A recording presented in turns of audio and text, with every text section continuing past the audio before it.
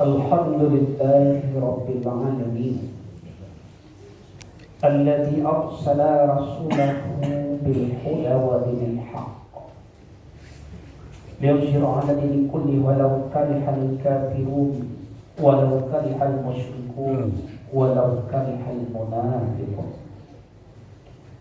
Asyhadu an la ilaha illallah wahdahu la syarika lah wa asyhadu anna Muhammadan abduhu wa rasuluh la nabiyya ba'd.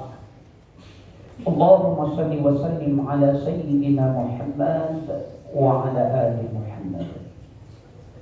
Ayyuhal hadirin, ittaqullaha haqqa tuqatih wa la tamutunna illa wa antum muslimun. Faqala Allah Ta'ala Al-Qur'anul Karim, A'udzu billahi minasy syaithanir rajim. Bismillahirrahmanirrahim. Inna a'tainakal kautsar fasholli li rabbika wanhar inna syani'aka huwal abtar. Sadaqallahul adzim. Ma'asyiral muslimin, sidang jamaah Jumat rahimakumullah. Mengawali khutbah khatib di Jumat terakhir bulan Dzulqa'dah 1443 Hijriah pada siang hari ini, khatib kembali ingin mengajak kita semua untuk senantiasa memulai semua aktivitas kita dengan selalu bersyukur kepada Allah Subhanahu wa Ta'ala dan meningkatkan bukti-bukti syukur kita dengan ibadah kita yang lebih baik kepada-Nya. Alhamdulillah, rangkaian nikmat, rahmat, hidayah dan i'nayahnya Allah, baik usia kita yang sampai hari ini masih Allah titipkan kepada kita lebih dari yang lain, fisik kita yang masih sehat, rezeki yang masih cukup, hati yang masih Allah beri hidayah iman dan Islam, serta semua rencana kita minimal dari tadi pagi sampai sekarang masih didampingi dan diridhai oleh Allah Subhanahu wa Ta'ala. Mari kita syukur dan mari kita bertekad sebagaimana hakikat Allah berikan nikmat dan fasilitas-fasilitasnya itu adalah untuk beribadah. Semoga kita mampu mensyukuri dan mampu memaksimalkannya untuk beribadah kepada Allah Subhanahu wa Ta'ala. Kemudian salawat beserta salam yang berupa Allahumma shalli ala Muhammad wa ala ali Muhammad. Sama-sama kembali kita doakan kepada Allah buat junjungan kita, tauladan kita, Nabiullah, Habibullah, Rasulullah sallallahu alaihi wasallam. Mudah-mudahan didorong oleh rasa iman, karena Allah yang memerintahkan kita bersalawat setiap mendengar atau menyebut nama Nabi-Nya Muhammad sallallahu alaihi wasallam. Yang kedua didorong oleh rasa cinta kita kepada Rasulullah, sehingga mencontoh, mengikuti sunnah-sunnah beliau menjadi sebuah kebahagiaan. Dan kelak di akhirat kita berharap beliau benar-benar mencari kita untuk diberikan syafaatnya. Kaum muslimin, sidang jamaah Jumat rahimakumullah. Dengan dasar surat Al-Kautsar, khatib memulai khutbah kita hari ini. Maka izinkan khatib mengambil judul khutbah kita hari ini adalah bersungguh-sungguh menunaikan ibadah kurban. Kaum muslimin sidang jamaah Jumat rahimakumullah. Kalau kita lihat asbabun nuzul ayat ini, kenapa Allah turunkan surat Al-Kautsar? Penyebab pertamanya bukan untuk berkorban, tapi penyebab utamanya adalah menjawab fitnah yang diberikan oleh orang-orang munafik, orang-orang kafir bekerja sama. Mereka memfitnah Rasulullah, mengintimidasi Rasulullah. Apalagi ketika dua orang anak laki-laki Rasulullah SAW berturut-turut meninggal dunia. Terakhir meninggal seorang anak yang bernama Ibrahim. Bagi orang Arab, anak laki-laki itu sebuah kebahagiaan khusus, apalagi penyambung keturunan. Ketika anak-anak Rasulullah dipanggil satu persatu oleh Allah, maka fitnah makin hari makin kuat kepada Rasulullah, sampai orang munafik mengatakan Allah tidak ridho kepada Muhammad, Allah murka kepada Muhammad. Buktinya satu-satu anak laki-lakinya dipanggil. Sedih luar biasa Rasulullah. Maka ketika suatu hari dalam kesedihan yang amat sangat itu, beliau duduk bersama para sahabat. Wajahnya terlihat benar-benar sedih, letih, lelah. Tapi beliau tidak pernah mengeluh kepada para sahabat. Uniknya dalam kesedihan itu, tiba-tiba beliau terdiam. Kemudian setelah tertunduk wajahnya agak lama, kemudian beliau mengangkat wajahnya begitu cerah dan tersenyum kepada para sahabat.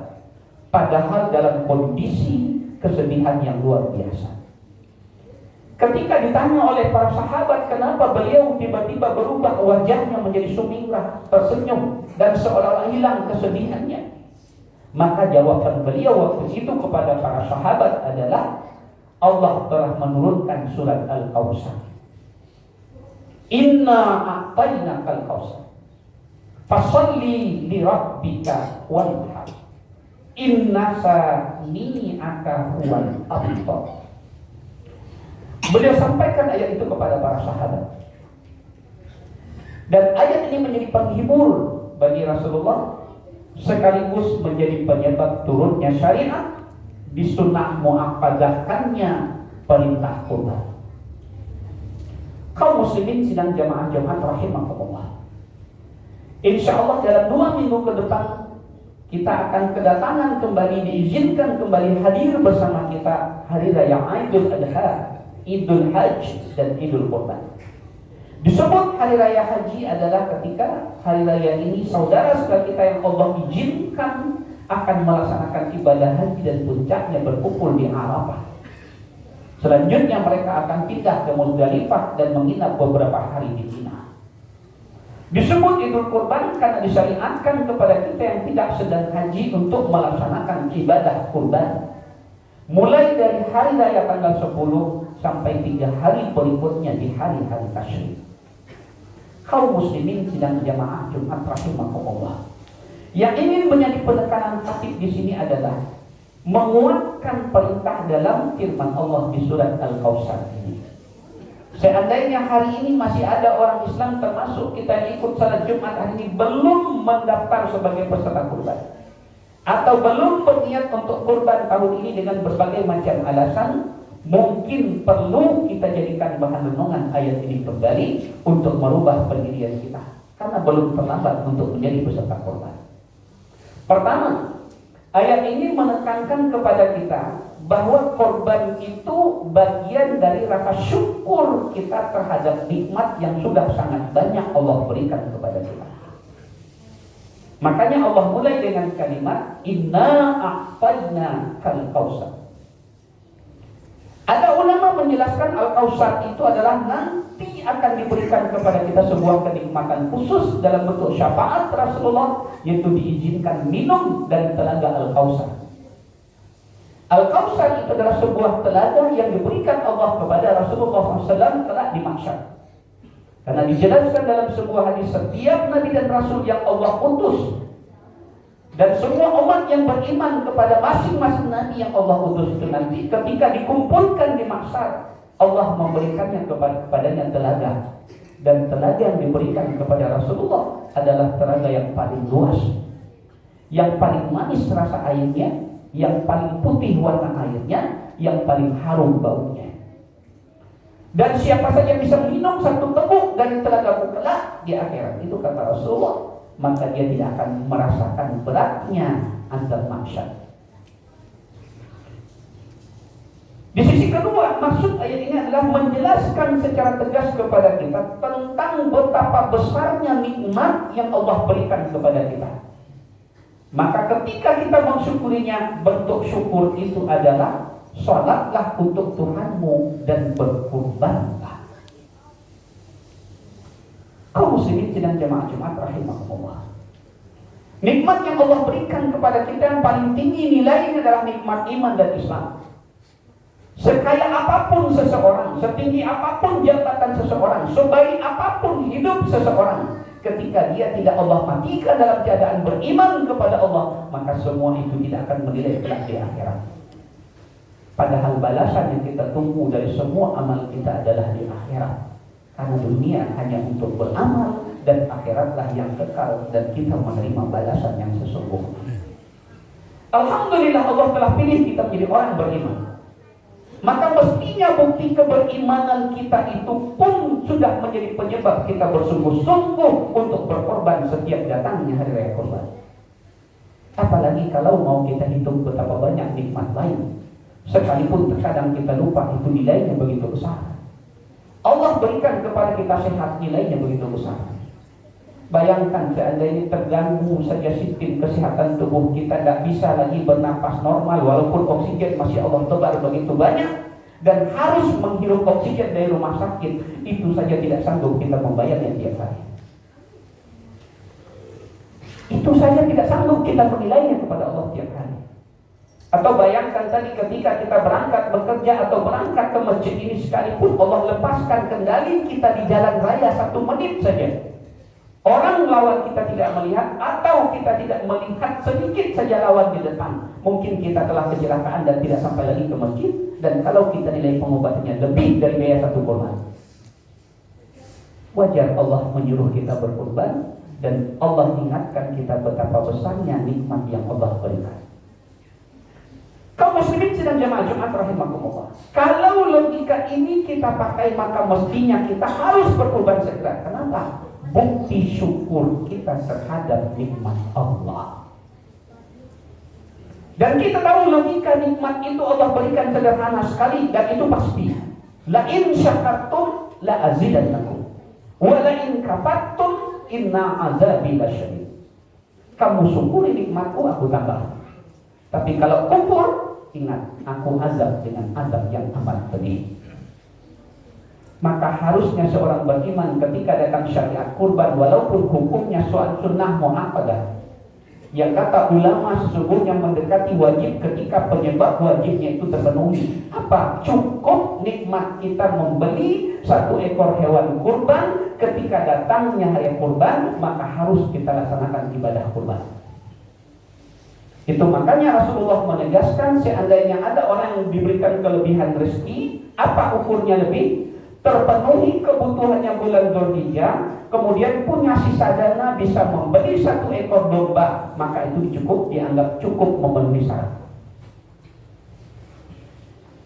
Dianggap cukup memenuhi syarat untuk melaksanakan ibadah kurban. Karena yang tidak boleh berhutang. Tapi kalau mampu membeli, kemudian kita enggan dengan macam-macam alasan, wajar kalau Rasulullah memberikan isyarat dengan kalimat lam yaqrabanna musallana, jangan dekati tempat salat kami. Apa maksudnya? Jangan ikut salat hari raya Idul Kurban. Kalau logikanya logika syukur, insya Allah kita akan berebut. Kenapa? Dengan itu menjadi penyebab nikmat akan Allah tambah, atau ketika tidak menjadi penyebab siksa Allah akan Allah turunkan kepada kita. Yang kedua, mengapa kita berkorban? Allah menyebutkan korban itu akan membuat kita semakin dekat dengan Allah. Maka al-hadyu, hewan kurban yang kita sembelih, tidak akan sampai kepada Allah darah atau dagingnya, bulunya, tapi yang akan sampai kepada Allah adalah ketakwaannya. Kurban artinya mendekatkan diri. Qariban, quraba, qariban. Maka kalau itu kita pahami secara utuh, berarti kemuliaan kita semakin tinggi, urusan kita akan semakin mudah, posisi kita akan semakin ditinggikan oleh makhluk-makhluk Allah, karena kita semakin dekat dengan Allah Subhanahu wa ta'ala. Kalau ada orang yang ketika diberi kesempatan oleh Allah, Tuhannya makin dekat dengan Tuhannya, kemudian dia menolak, ini satu yang aneh. Jangankan kepada Tuhan, dekat kepada pusat kekuasaan saja kita cari, kita usahakan. Dekat kepada pusat kekuasaan jadi sebuah kebanggaan. Orang yang dekat dengan wali kota pasti punya posisi khusus.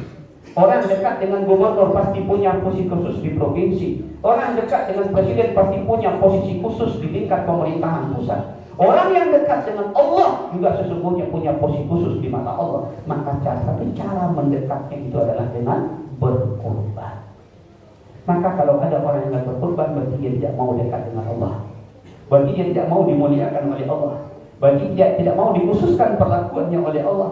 Berarti dia tidak mau ditinggikan posisinya di mata makhluk-makhluk Allah. Padahal Allah sudah ayo mendekat kepada dengan kurban. Yang ketiga, mengapa kita berkorban? Allah akan memberikan garansi keamanan, kenyamanan, dan urusan-urusan kehidupan dunia kita. Ingat janji Allah di ayat tadi, inna sani'aka huwal abtar. Maka semua orang-orang membenci kita, yang punya niat jahat kepada kita, yang tidak ingin melihat kesuksesan kita, munafik atau pengkhianat di sekitar kita, yang mungkin kita nggak bisa melihat dengan mata kepala, kita nggak bisa mendengar dengan telinga zahir kita juga nggak bisa melihat dengan pandangan zahir kita. Tapi Allah tahu semua itu dan Allah yang menyelesaikan urusan-urusan itu. Itu jaminan yang Allah berikan kepada orang yang berkorban. 3 hal ini sesungguhnya sudah cukup jadi alasan buat kita untuk bersegera harusnya berkorban. Tidak hanya sekedar 1 ekor domba, kalau bisa seorang 1 ekor sapi, kalau bisa 1 ekor onta.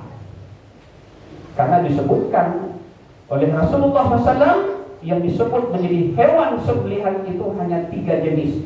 Onta, kalau nggak bisa sapi, kalau nggak bisa domba atau kambing.